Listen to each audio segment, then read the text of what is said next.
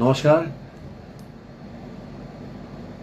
প্ৰথমতে আজি ভিডিঅ'টো আৰম্ভ কৰাৰ আগতেই মই সমগ্ৰ অসমবাসী ৰাইজক কৰজোৰে বিনম্ৰতাৰে নতশিৰে মোৰ সেৱা আৰু কৃতজ্ঞতা যাচিছোঁ যে ইমান অগাধ বিশ্বাস আপোনালোকৰ মোৰ প্ৰতি আৰু যিটো ছাপোৰ্ট আপোনালোকৰ পৰা মই পাইছোঁ আজিৰ তাৰিখত মোৰ তাত প্ৰায় ২,৫০০-৩,০০০ মেছেজ আহিছে এষাৰ কথাই কৈ আমি আছোঁ।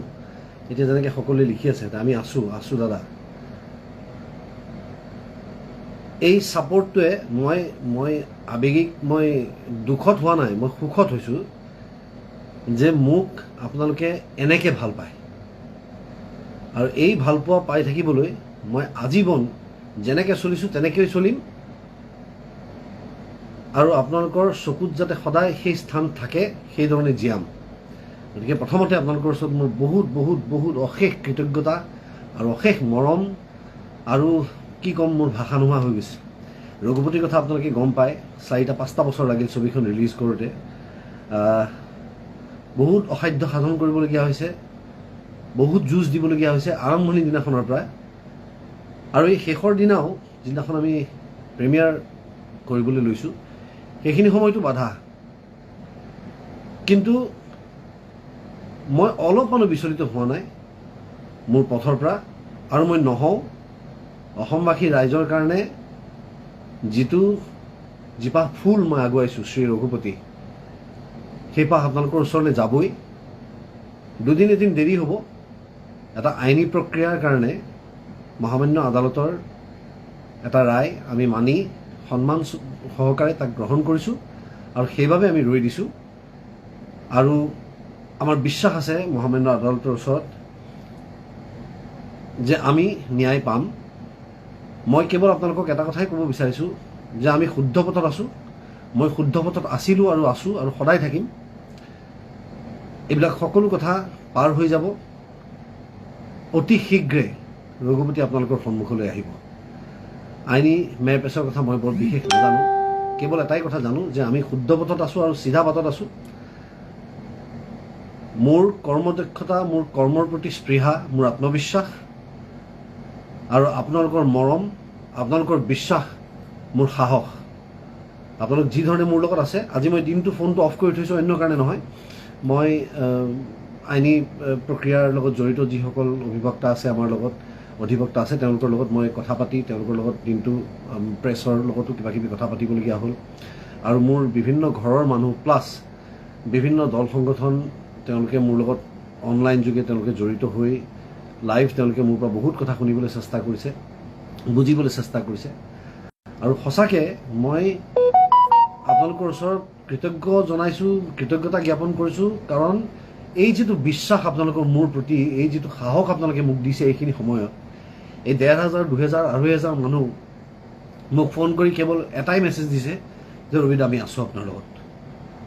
এইটো মোৰ কাৰণে সাংঘাতিক সাহস। আপোনালোকৰ মৰম মোৰ লগত থাকক। মই আপোনালোকক কথা দিছোঁ যে মই নিজৰ জেগাত কোনো দৰ্শন নহওঁ, আৰু এই যিটো সঁহাৰি আপোনালোকে জনাইছে ইয়াৰ কাৰণে আজীৱন মই আপোনালোকৰ ওচৰত কৃতজ্ঞ হৈ চলিম। আৰু এই মৰম মোৰ ওপৰত ৰাখক। মই আপোনালোকক কথা দিছোঁ যে মই আপোনালোকক ভাল ছবি দিম আৰু মই ভাল ছবি দিম।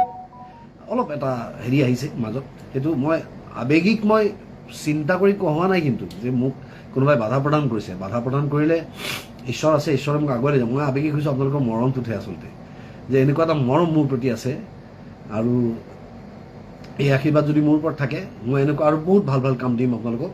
আপোনালোকে কেৱল দুদিনমান ধৈৰ্য ধৰক। মহামান্য আদালতৰ ন্যায়ৰ ওপৰত আমাৰ বিশ্বাস আছে, এই প্ৰক্ৰিয়াৰ ওপৰত আমাৰ বিশ্বাস আছে। আমাৰ এই সময়খিনিও পাৰ হৈ যাব আৰু আমি আপোনালোকক ভাল ভাল ছবি উপহাৰ দিম। মই আপোনালোকক কথা দিছোঁ। আপোনালোকে ৰঘুপতি চাওক, মোক জনাওক কেনেকুৱা পালে। ৰঘুপতি আহিব আপোনালোকৰ মাজলৈ। কালি মানে মানুহৰ যি মৰম দেখিছোঁ মই যোৱাকালিৰ পৰা এই কথাষাৰ আমাৰ লগত জড়িত হোৱাই, মানুহবিলাকৰ যিটো কনচাৰ্ণ দেখিছোঁ, এই কনচাৰ্ণটোত মই আৱেগিক হৈছোঁ যে মই ইমান সৌভাগ্যৱান যে এই ধৰণৰ মৰম মই আপোনালোকৰ পৰা পাই থাকোঁ। বৰ বিশেষ দীঘলীয়া নকৰোঁ, আৰু আদালতৰ ওপৰত মোৰ বিশ্বাস আছে, ন্যায় ব্যৱস্থাৰ ওপৰত মোৰ বিশ্বাস আছে আৰু আপোনালোক মোৰ শক্তি। কিন্তু এটা কথা মই কওঁ, যি প্ৰকাৰে নহওক ৰঘুপতি আপোনালোকৰ মাজলৈ আহিবই। এয়া মোৰ শেষ বাধা আছিল বুলি মই বিশ্বাস কৰিছোঁ। ঈশ্বৰে কিবা এটা ভাল ভাবি কৰিছে মোৰ কাৰণে। গতিকে এই শেষ বাধা নেওচি মই আপোনালোকৰ মাজলৈ ছবিগৃহলৈ মই ছবিখন লৈ আহিম আৰু পাৰ্যমানে যিমান দূৰ পাৰোঁ মই প্ৰায় জেগাত মই মেছেজ কৰিম, মই হললৈ গৈ আপোনালোকৰ লগত ছবিখন চোৱাম বুলি প্ৰতিশ্ৰুতি দিছোঁ। গতিকে আপোনালোকৰ মৰম আশীৰ্বাদ থাকক মোৰ আৰু মোৰ গোটেই টীমটোৰ প্ৰতি। আমি শুদ্ধ পথত আছোঁ, সৎ পথত আছোঁ, আমি একো চিন্তা কৰা নাই।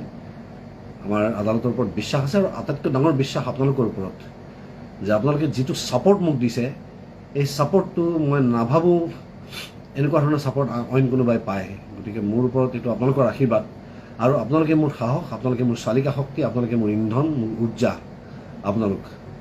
গতিকে এই মৰম ৰাখিব আৰু বিশ্বাস ৰাখক মোৰ ওপৰত। মই সুন্দৰ ছবি দিম আপোনালোকক, সুন্দৰ ছবি দিম। আপোনালোকে সগৌৰৱে অসমীয়া বুলি গৌৰৱ অনুভৱ কৰিব পাৰিব যে আমাৰ অসমীয়া মানুহে এনেকুৱা ছবি তৈয়াৰ কৰিব পাৰে, আমাৰ অসমত এনেকুৱা ছবি নিৰ্মাণ হ'ব পাৰে য'ত বিশ্বৰ দৰবাৰত অসমীয়া ছবি জিলিকি উঠিব। জয় চলচ্চিত্ৰ উদ্যোগ, জয় শ্ৰী ৰঘুপতি আৰু আপোনালোক জনতা জনাৰ্দন। মোৰ আশীৰ্বাদ, আপোনালোকৰ আশীৰ্বাদ মোৰ ওপৰত সদায় যেন থাকে। মই আপোনালোকক বঢ়িয়া ছবি দিম, মই আপোনালোকক কথা দিলোঁ। আপোনালোক অলপো হতাশ নহ'ব, মই অলপো হতাশ হোৱা নাই। মই আৱেগিক হৈছোঁ কেৱল আপোনালোকৰ মৰমৰ কাৰণে। মৰম পালে আৱেগিক হৈ যাওঁ। আগতেও কৈছোঁ মই যে এনেকুৱা বিশ্বাস, এনেকুৱা মৰম থাকিলে আমাক আৰু একো নালাগে পৃথিৱীত। আৰু এইটোৰ কাৰণে আজীৱন কাম কৰি যাম। আপোনালোকে অলপমান ধৈৰ্য ধৰক মোৰ লগত। মই জানো আপোনালোকে বহু আশা কৰি চিনেমা হললৈ গৈছিলে। যিসকলে টিকট ক্ৰয় কৰিছে আপোনালোকে টিকটৰ মূল্য ঘূৰাই পাব। দুদিনমান দেৰি হ'ব পাৰে, কিন্তু আপোনালোকে পাব আৰু সেই টিকটৰ মূল্যৰে আপোনালোকে আকৌ এবাৰ টিকট কাটি ৰঘুপতি চাব। এই অসুবিধা যে আপোনালোকৰ হৈছে তাৰ বাবে মই ক্ষমা বিচাৰিছোঁ আপোনালোকৰ ওচৰত আৰু আশা কৰোঁ আপোনালোকে মৰম দিব ৰঘুপতিক। মই আৰু ভাল ছবি আপোনালোকক দিম আৰু বিশেষ কথা নকওঁ এতিয়া। এই আপোনালোকৰ এই আশীৰ্বাদ পাবৰ কাৰণে মই আজীৱন কষ্ট কৰিম। ধন্যবাদ। আজি মই প্ৰশ্নৰ উত্তৰ বৰ বিশেষকৈ নিদিওঁ, কেৱল আপোনালোকৰ মৰমবোৰ পঢ়িম অলপ পিছত। আৰু থেংক ইউ ছ' মাছ।